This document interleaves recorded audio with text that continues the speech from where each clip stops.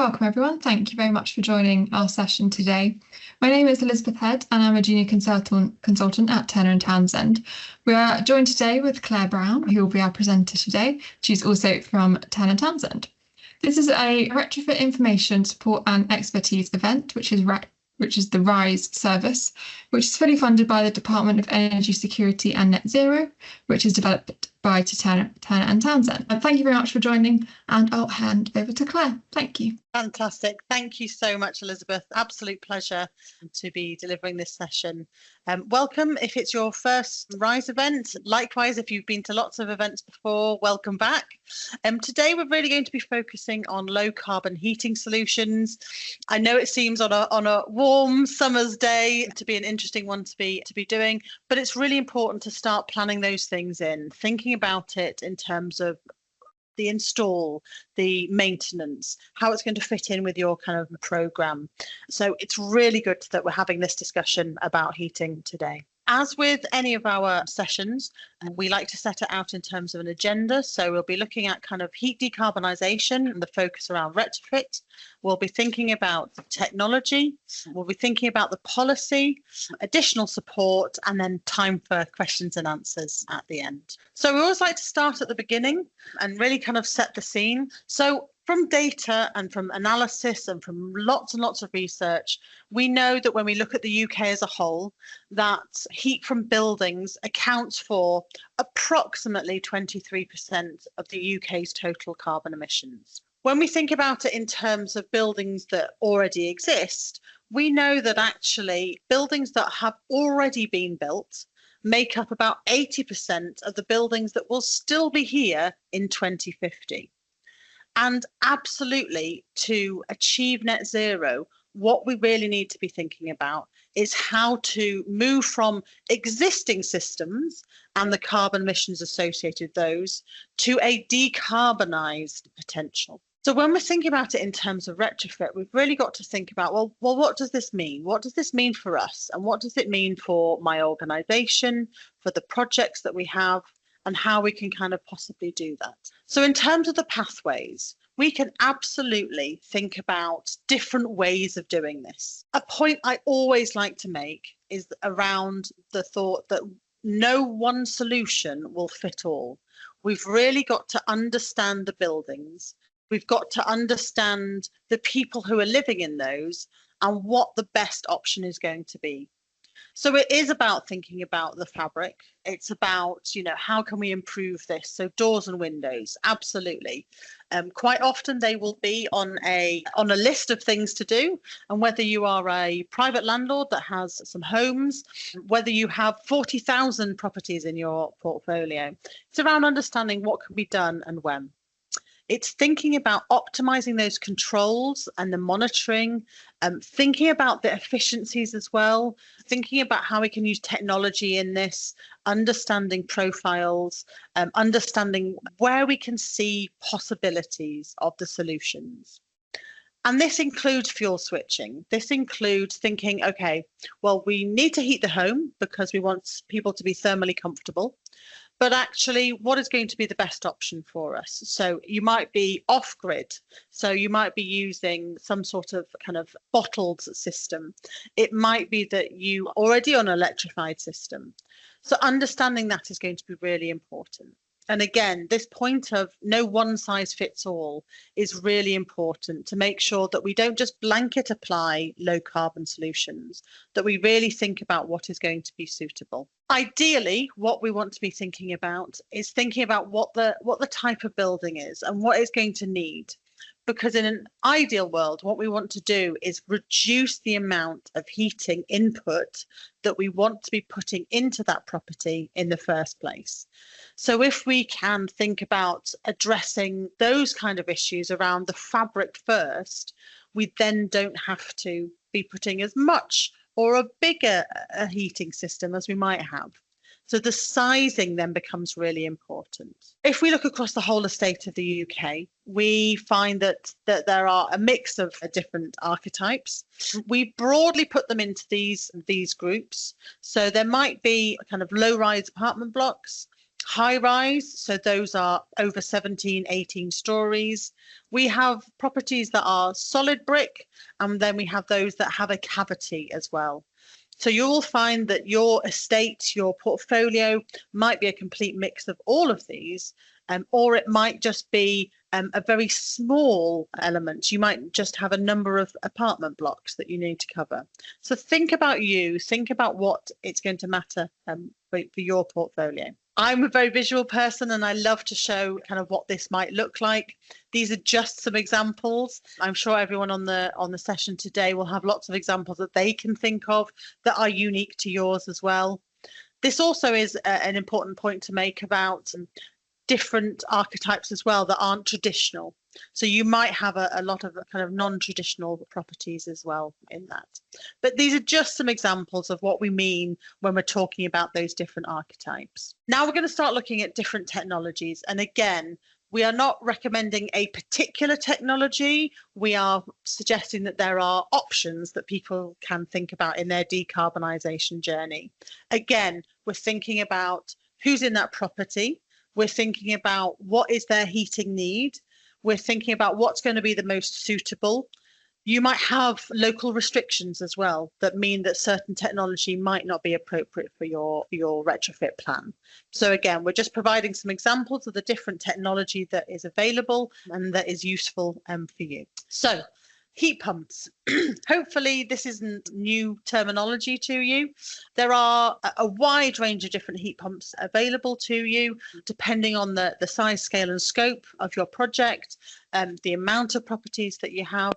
And heat pumps move thermal energy by absorbing heat from a low temperature medium, which is the external part, and then upgrading that heat to use in that internal space. So you've got to think about that there's something that's going to be outside, but there's also the heat is then going to be provided inside.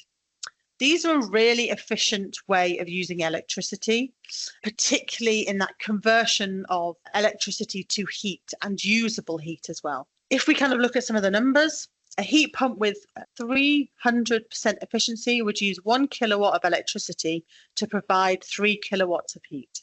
So it's giving us a really nice coefficient of its performance to get that heat. So understanding how much heat your property needs or your estate needs is going to be really, really important. A really kind of key thing that I always want to kind of share with people is that heat pump technology isn't something very new. We know in systems that we have, particularly around cooling or kind of more commercial settings in terms of heating, ventilation and cooling, that we have that technology already. We just haven't really put it into the domestic market very much or at scale in the UK. So this is something that is quite often new in the domestic, but actually from a commercial perspective, we see it quite a lot. There are 3 main types as well to kind of think of. There are others coming onto the market, and absolutely as technology evolves, we will see different ones. But just to kind of as a kind of overview, we've got air source heat pump, which is taking that energy from the air. We've got ground source, so it's embedded in the ground. And then we've got water source. So, for example, there are examples in councils or in lots of examples elsewhere where the heat is being taken from a body of water. So we've got ground and we've got water. Again, your local setting might lean to a particular one to help you with your project. So not to try and get too technical, but this is kind of essentially how it works. Heat pumps really operate by using a condensing and evaporative cycle, and they transfer that uplift of heat to that useful place. And so in a home, it's about converting that energy into that heat that you can use in that space. You can use it with existing radiators. Some radiators might need to be upgraded so that that heat that is then experienced by the occupant is to the maximum level. So it's working through lots of different elements. There is a cycle process to this. And a key thing that I always like to point out is making sure that if a heat pump is going to be included in your retrofit project, that the maintenance of this is something that is highlighted, that is included, that is something that is discussed. If you have internal maintenance teams, absolutely get them in on any conversations so that it's very clear about how this is different to, say, a traditional gas boiler. So here's just some examples of pictures. When we're talking with residents in particular, it's really useful to kind of see what this looks like, particularly if the terminology seems a little bit distant to them in terms of what that means. So we've got some examples on here. They do come in all shapes and sizes. It will depend on the heating demand of that particular property. They are becoming something that we're seeing a lot more at scale rollouts, private and in social housing as well. And the efficiency is something really important to look at. Obviously, the costs we put on here are very generic and broad. It will depend on your ability and purchasing power in terms of doing that.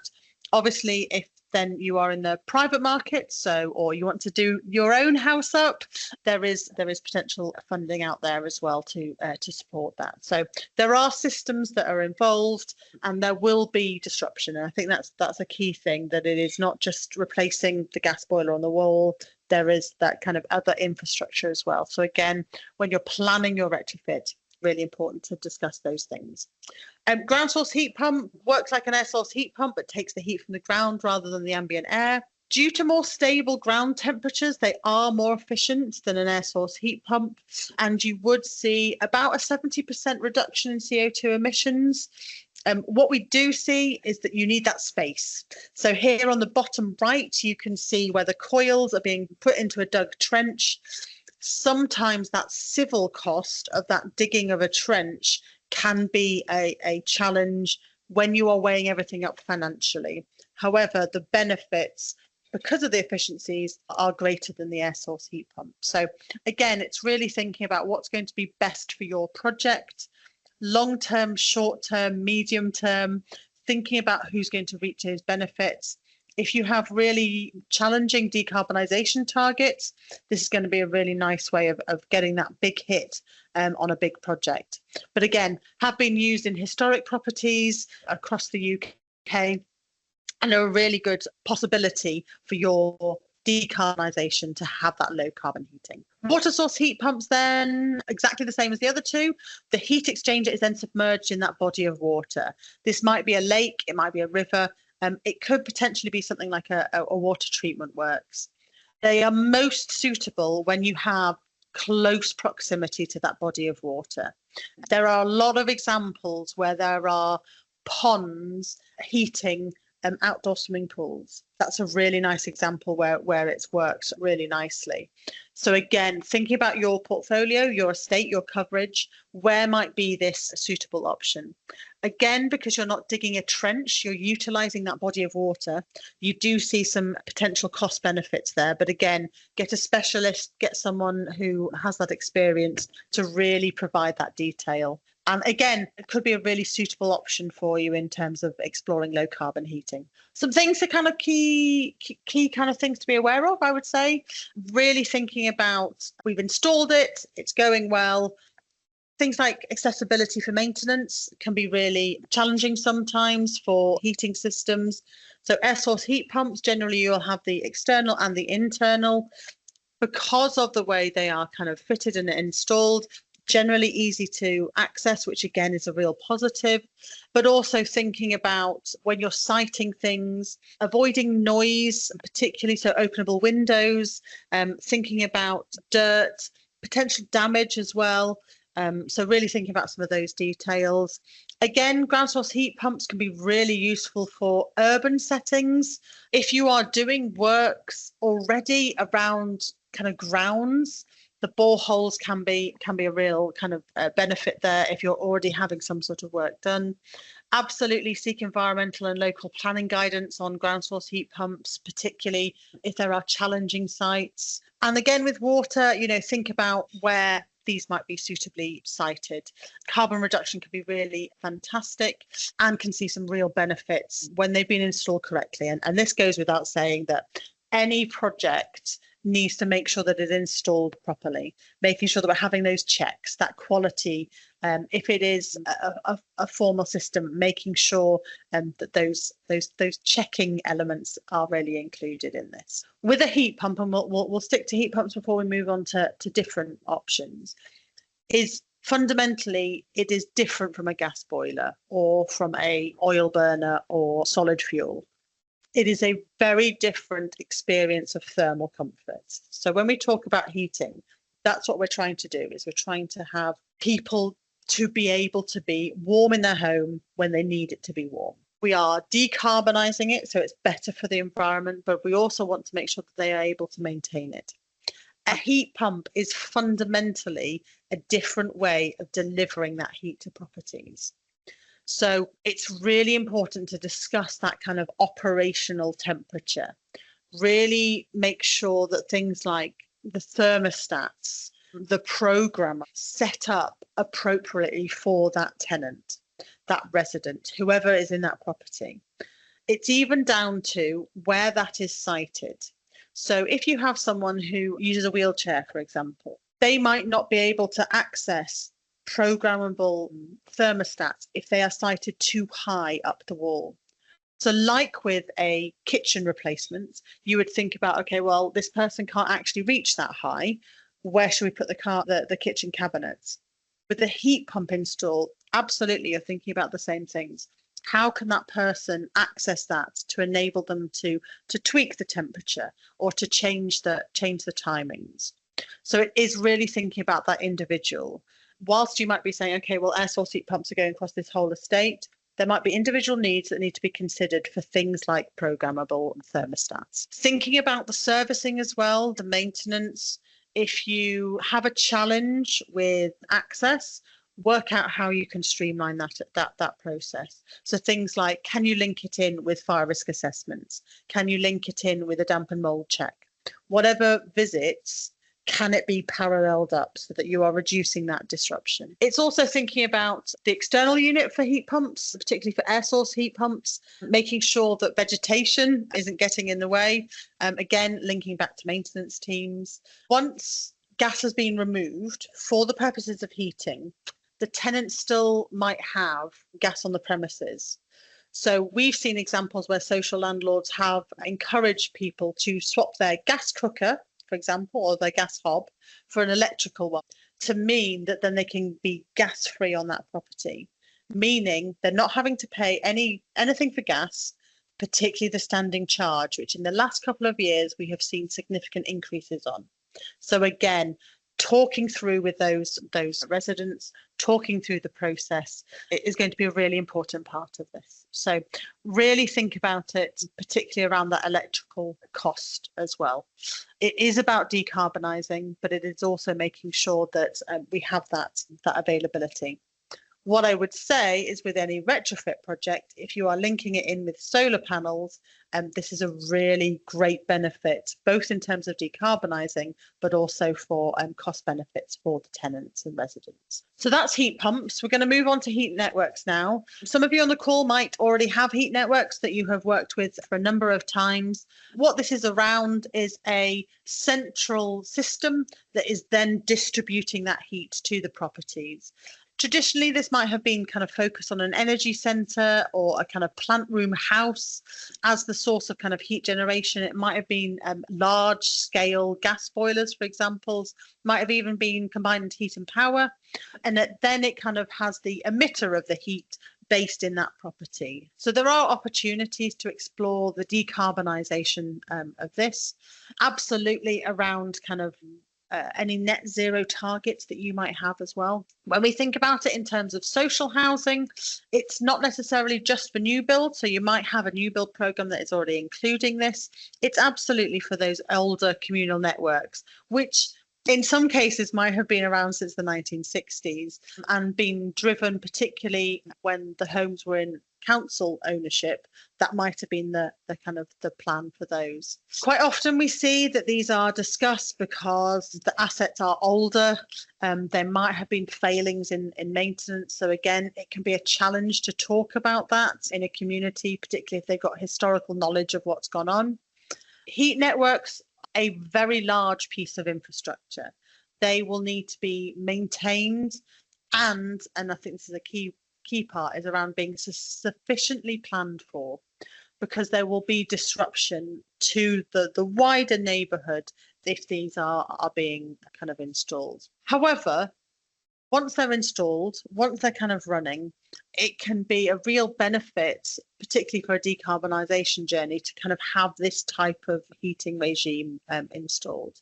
So again, think about that wider asset, think about the wider estate, think about the options that might be suitable. Particularly in city centres, we are seeing a lot of local authorities embracing heat networks. If that is a possibility to link into that heat network, that again can be a possibility for you. So again, having those relationships and collaboration is going to be a key piece here. There's a number of design considerations as well. It's thinking about where those lateral runs are going to kind of exist. Thinking about the pump systems as well, what is the speed that is going to be needed for that heat. Obviously, it will vary with kind of climatic changes as well as weather. Thinking about the lagging of the pipe work as well. We don't want the heat to be lost in transmission. We want to make sure that it is kept. The heat is being delivered to the people that need it, is where that point's coming from. And then really think about, what are the loads that people need? How many people are in these premises, in these flats? Do we have multi-generational families? Do we have one person? Do we have people who are vulnerable? What is the thermal load going to be needed for that? And data is going to be really important here. Understanding how a heat network will need to be managed, it will need to be maintained, having intelligence in that system as well, having that training and knowledge within your teams, or having it as an external contract is going to also be something to just be mindful of. At the moment, we are expecting to see some changes in this in terms of the regulation, particularly around who's going to be that regulator. So we do know that Ofgem currently there in terms of that regulation. So just be mindful that things might change in this sphere and this framework. So really think about it, particularly as we see mergers with assets, so organisations combining, particularly with social landlords, or if it's being taken back in-house by a council. Really think about, how that different charging mechanisms will come into play. Think about it in terms of different organisational levels, who's going to manage it, who's going to maintain it. Also plan for any potential changes as well, and think about it in terms of that financial expenditure. What is going to be the best heating option for your decarbonisation project, for your retrofit project, and really weigh up all of those key benefits that you will likely see. Linking it back to residents as well, thinking about it in terms of, what does this mean for the resident, for the tenant, for the groups, for the community that is going to have this particular heating type. It really kind of works very similar to a kind of traditional boiler system. So there's a kind of interface unit that sits within the potential apartment.